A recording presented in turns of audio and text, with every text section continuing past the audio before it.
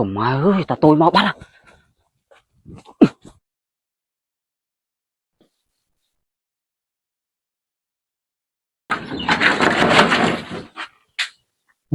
Rồi mới ta làm tí xem.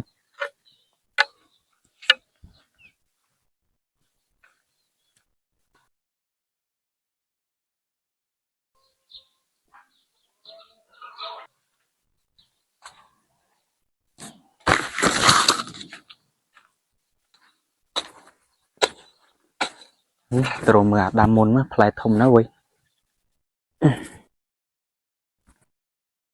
Chùm.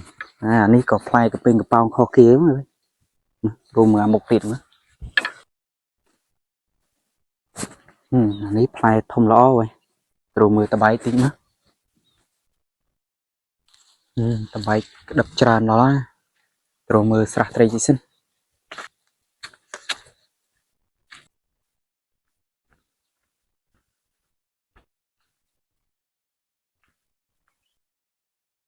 Năm ní tray trâu tràn này ta. Chùm. Nó thơ sấy ở đau lộp lộp.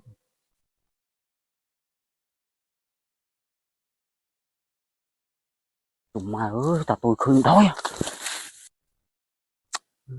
Ta tôi khuyên bắt ơi à. Cái mò thứ ấy nó nâng à. Bởi đi. Tàu đó. Thầm lúc bà lực cất ơi à. Sẽ đón ấy cân mà mơ sạch đây à. Lúc bà lực cất té bán vào cái này.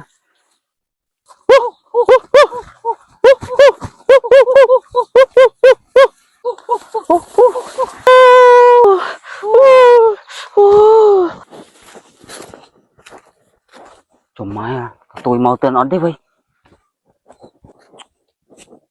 Wow. Là ní tôi chứ. Tôi mơ mốc xanh. Chùm mai. Anh ấy thông ló nè. Bà này vừa đó.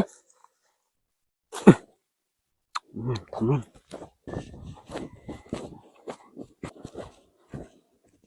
Chùm mai ơi. Ta tôi mau bắt à.